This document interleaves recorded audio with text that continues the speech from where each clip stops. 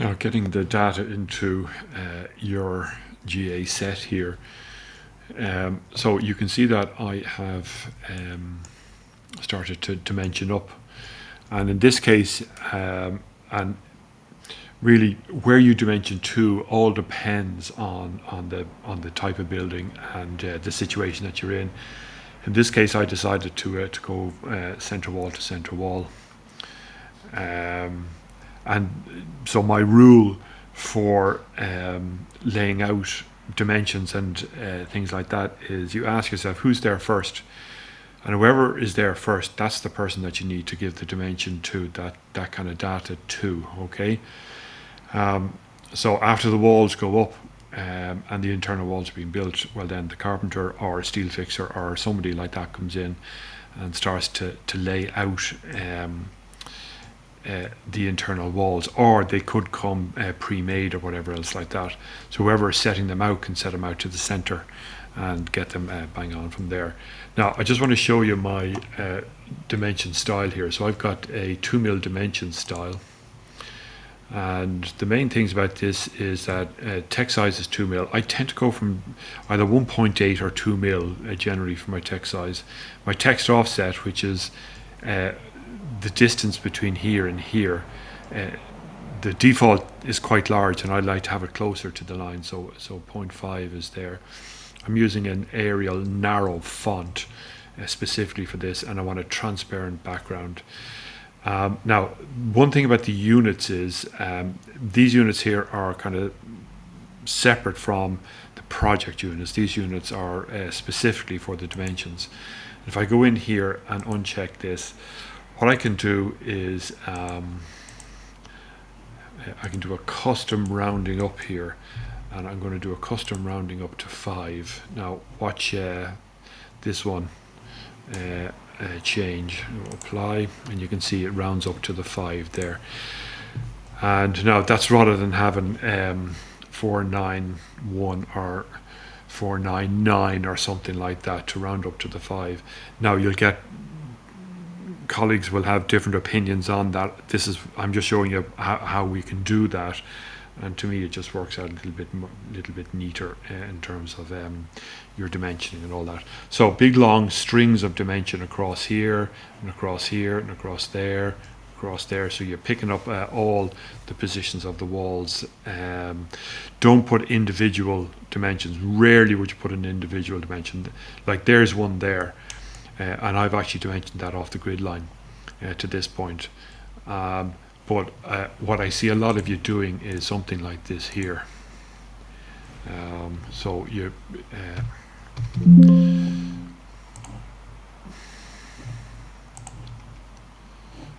sorry, let's get this.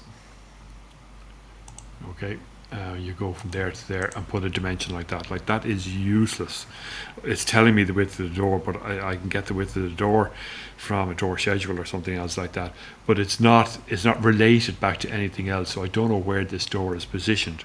So if I was going to do something like that, I would come off either the grid line or the wall here, and rather than wall center lines, I'll do wall faces. So I'm coming off of there to here, to here, to here. Now, because I've come off a fixed point here, the person setting out knows the positions of those doors now at that point. Okay, so you get that idea.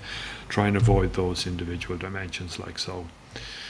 Now you can see that now that I've populated my sheets, you can see now my tags are being populated as well, and that's great. It tells me what sheet and what number detail I'm looking for on those, so they're neat. And you can see the difference between the building sections here and the wall sections. They've got a red finish at the end, and that's to distinguish those two.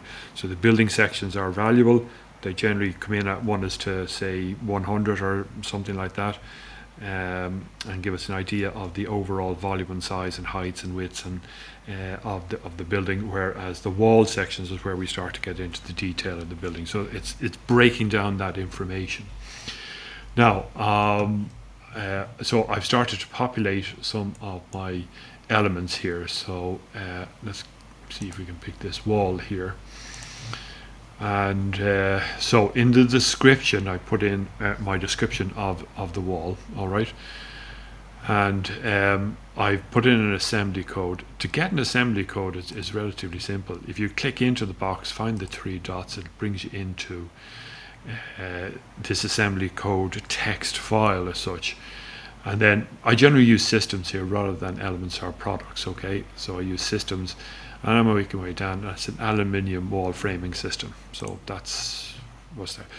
The assembly code, what's it used for? QSs use it. The QSs are able to, they would have a price reference against this particular code or something like that, and all they need then is either a linear meter, a square area, or a volume, and it helps them in terms of pricing that up. I use type marks, and so all of my notes have a type mark associated, and I'll show you why we do that. And then finally, in the type comments here, I put in the Kingspan wall panel color gray, because that is going to be the note that will go on my elevation. Now, okay, so I want to show you how I use these now that I've filled in a few. So I'm over to annotate, and I'm over to multicat. Now, hit the drop-down box here, and there should be 4 multi-category tags in your project. So there's this one: construction, description, and type mark. Elevation description. That goes back to the type comments parameter. Type mark only, and the uniclass description. All right, so I'll start off with this one here. Okay, and you can see here's my wall note, and I just move it up here a little bit out of the way there. Okay, and I'll do that again now. So multi-category tag, and I'll pick up my Shuko system here. Okay, so I'll just bring that over something like so. Now, anything with a question mark that you can see there, it means the description has not been filled in as yet. All right, that's why that is there. And then you can go along and populate wherever these need to be populated. I've got a wall system note here. We can just bring that one out to there. Now, something like so. Okay, and then if we go into a building section, let's go into building section 1, and again multi-category notes, and again you can see that the note is popping up here for me. There's my roof note and so on. So you can see how quickly you can start to populate everything. If I go back to the ground floor plan, so I have this note already here, so I don't want to plaster that note all over the place. So what I can do then is go into the type mark only, all right? And if I pick out that, you can see there's the AT wall 1, all right? And there's the AT wall 1, so there's the note, and here's the tag that's associated with that. So I can start to tag all around here. Sometimes you can take off the leader line and it works out a little bit better. Okay, and again you can see now, so wherever that occurs, I'm able to tag that, and that relates back to that note rather than having to repeat that note all over the place. So if you get into that kind of system of putting the note in maybe once or twice, and then you can tag the rest of those elements like so. And again, we can do the same here. So if I do type mark only, right, so you can see the AT wall like so. I don't think I've got the ceilings in there as yet. Escape.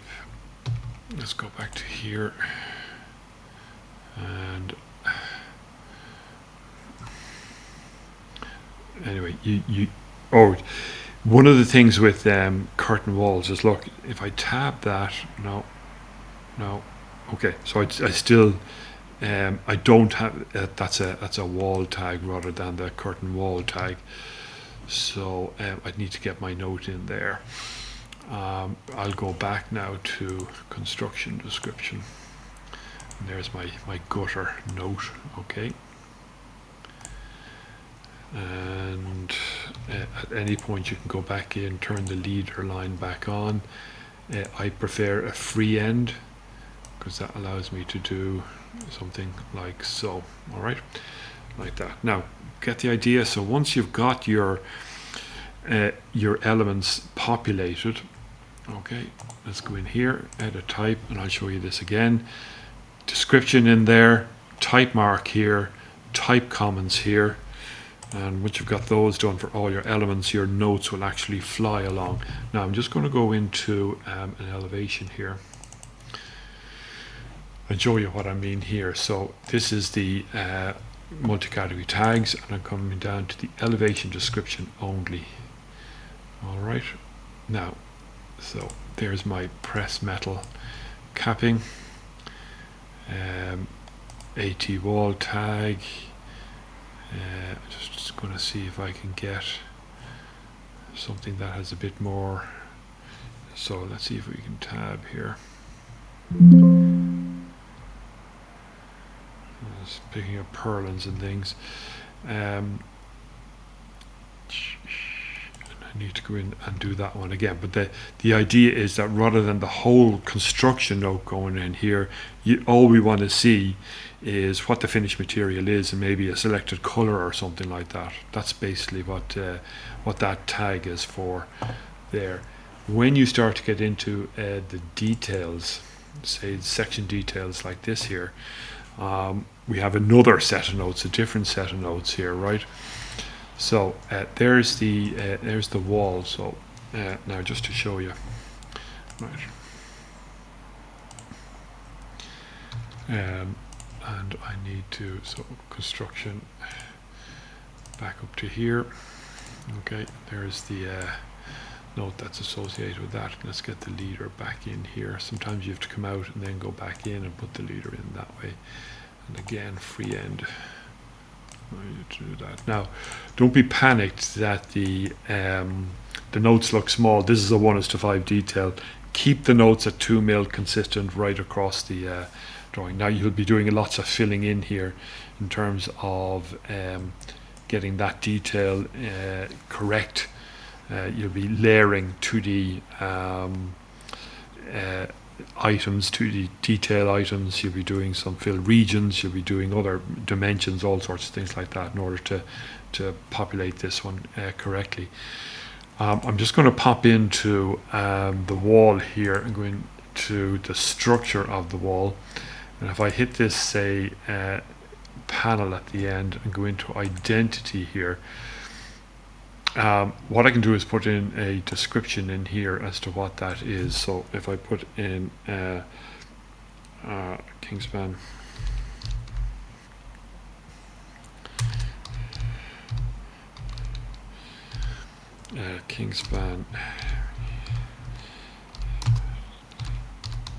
no, I should probably put in a bit more than that. Okay. What I can use, and what I use for my 1:5, 1:10 details is a material tag. Okay, there's not one in this, so I need to go and get one and bring it into the project, so bear with. Now what I've done is I've loaded in a material tag. It wasn't in the project, so I had to go and load it in. And I'll put that material tag up on Engage for you. What it does is this, okay? Now you can see that Kingspan metal cladding, so you know where that's come from. So the material tag allows you to get into the individual elements, items within the wall makeup, okay? So we'll do that one more time. Edit, and this is the insulation, okay? And so what I can do is Control C that and put that in the description. Okay. So this would be, yep, let's just do that one for the moment. Go OK and OK and OK. And you can see now if I come into my escape material tag, it now picks up that note as well. Okay, so you get the idea. And that's pretty handy to get into those individual elements as well. Now that's really it. You know, so you need to get into the nitty-gritty of detailing these up, and you've done that for your previous project. So I don't think I need to go in and show you any of those techniques. You know, the techniques that are there. You're looking to get